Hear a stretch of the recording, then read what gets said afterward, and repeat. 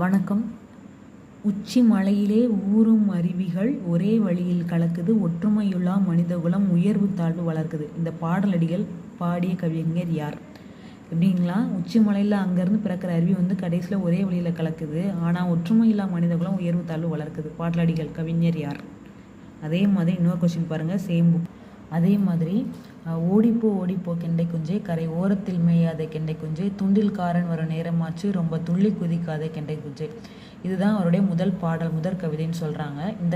இதையும் அவர் தான் பாடியிருக்காரு. அவர் யார்? அதே மாதிரி இன்னொரு கொஷின் பாருங்கள், அதே அவர் தான் பாடியது. அந்த கவிஞர் யாருன்னு நீங்கள் சொல்லணும்.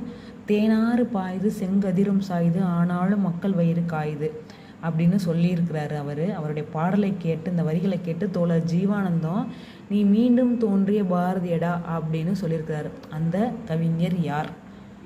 தெரிஞ்சால் பதில் சொல்லுங்கள். அவர் பாருங்கள், 54ஆம் ஆண்டில்